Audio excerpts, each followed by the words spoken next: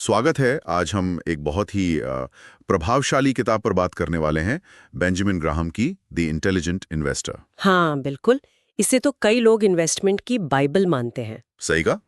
और Warren Buffett ने तो कहा है कि ये निवेश पर लिखी गई अब तक की सबसे अच्छी किताब है। तो चलिए आज इसी की समीक्षा से कुछ खास बातें निकालते हैं। जरूर।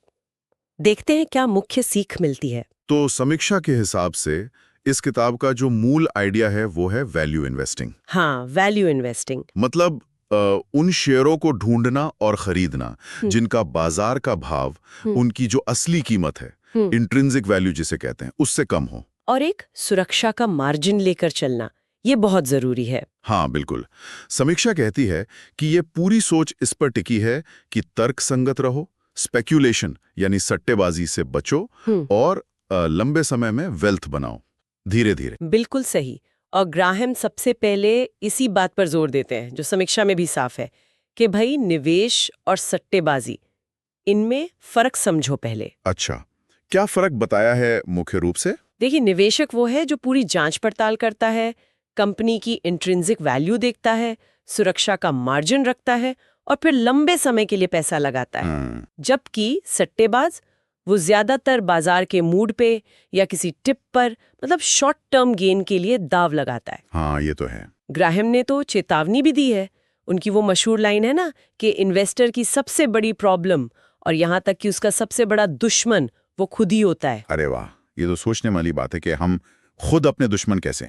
खैर, आपने वो सुरक्षा का मार्जिन यानी मार्जिन ऑफ सेफ्टी की बात की थी। हाँ, समीक्षा में उसे कैसे समझाया गया है, कुछ आसान तरीके से? हाँ, समीक्षा उसे काफी सरल रखती है। जैसे मान लीजिए 100 रुपए का नोट है, उसे आप 70 रुपए में या उससे भी कम में खरीद रहे हैं। अच्छा, मतलब एक डिस्काउंट पर। बिल्कुल, ये एक तरह का कुशन है। अगर आपकी कैलकुलेशन थोड़ी गलत भी हो गई या बाजार अचानक गिर गया, तो ये आपको बड़े नुकसान से बचाता है। समझ गया। और इसी से जुड़ा ग्राहम का वो मिस्टर मार्केट वाला कॉन्सेप्ट भी कमाल का है। हाँ हाँ, मिस्टर मार्केट, बताइए उसके बारे में। ग्राहम कहते हैं, सोचो कि बाजार एक पार्टनर है आपका, मिस्टर मार्केट। वो रोज आपके पास आता है और आपको अपने शेयर बेचने या उससे और खरीदने का भाव देता है। ठीक है। लेकिन ये मिस्टर मार्केट बड़ा मूडी है। कभी बहुत खुश होकर ऊंचे दाम लगाएगा, कभी एकदम दुखी होकर सस्ते में बेचने को तैयार हो जाएगा। हाँ हाँ बिल्कुल। तो ग्राहम का कहना है कि वो अक्सर तर्कहीन होता है। समझदार निवेशक उसके मूड के हिसाब से नहीं चलता, बल्कि उसके मूड का फायदा उठाता है। जब वो डरा हुआ हो तब खरीदो, जब लालची हो तब बेचो। अच्छा, मतलब इमोशंस पर कंट्रोल रखना बहुत जरूरी है, बाजार के शोर से दूर। बिल्कुल, यही सबसे बड़ा चैलेंज है। समीक्षा में निवेशकों के दो टाइप भी बताए हैं, रक्षात्मक और उद्यमी, डिफेंसिव और एंटरप्राइजिंग। इनमें क्या फर्क है? हाँ, ये भी एक महत्वपूर्ण वर्गीकरण है। देखिए, रक्षात्मक निवेशक यानी डिफेंसिव इन्वेस्टर वो है जो ज्यादा टेंशन नहीं लेना चाहता। उसे सेफ्टी चाहिए और ज्यादा माथापच्ची नहीं करनी। कम मेहनत, कम रिस्क। हाँ, वो शायद इंडेक्स फंड या कुछ बहुत ही सुरक्षित बड़ी कंपनियों में पैसा लगाएगा। दूसरी तरफ है उद्यमी निवेशक या एंटरप्राइजिंग इन्वेस्टर। वो क्या करता है? वो ज्यादा एक्टिव होता है। वो खुद रिसर्च करेगा, कंपनियों की बैलेंस शीट पढ़ेगा, मैनेजमेंट को समझेगा और ऐसे मौके ढूंढेगा जहां कोई शेयर अपनी असली कीमत से बहुत नीचे मिल रहा हो। वो ज्यादा मेहनत करने को तैयार है, थोड़ा ज्यादा रिटर्न के लिए। और समीक्षा कहती है कि दोनों के लिए फाइनेंशियल एनालिसिस बहुत जरूरी है। हाँ बिल्कुल, ये तो करना ही पड़ेगा। आप किसी के कहने पर या बस कंपनी के नाम पर पैसा नहीं लगा सकते। सही बात है। आपको कंपनी की सेहत समझनी होगी, बैलेंस शीट देखनी होगी, कितना कमा रही है, कितना उधार है, डिविडेंड देती है या नहीं, मतलब प्रॉपर होमवर्क तो करना ही होगा। तभी तो वो इंट्रिंसिक वैल्यू का अंदाजा लगेगा। हाँ बिल्कुल।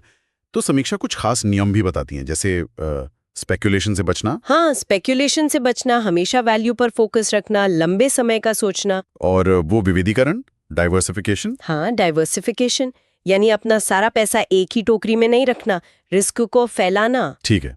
लेकिन इन सब नियमों से भी ऊपर जो ग्राहम की फिलॉसफी का कोर है, वो है निवेश का मनोविज्ञान, इन्वेस्टमेंट साइकोलॉजी। हाँ, ग्राहम कहते थे कि बड़ी सफलता के लिए ऊंचे आईक्यू से ज्यादा जरूरी है भावनात्मक अनुशासन, इमोशनल डिसिप्लिन। डर और लालच। बिल्कुल, यही दो सबसे बड़े दुश्मन हैं।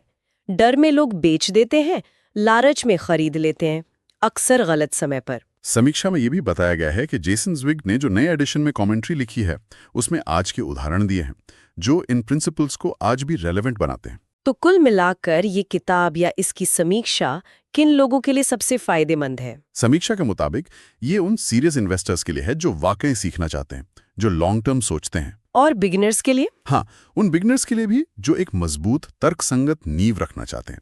लेकिन हाँ, ये कोई हल्की फुल्की किताब नहीं है, थोड़ा समय और ध्यान देना पड़ता है और कुछ बातें शायद थोड़ी पुरानी लग सकती हैं आज के हिसाब से। किताब की एक बहुत मशहूर लाइन है जो धैर्य की अहमियत बताती है। कौन सी? छोटी अवधि में बाजार एक वोटिंग मशीन है जो पॉपुलैरिटी पर चलता है, लेकिन लंबी अवधि में ये एक वजन मशीन है जो असल वजन यानी वैल्यू को तौलता है। वाह, बेहतरीन।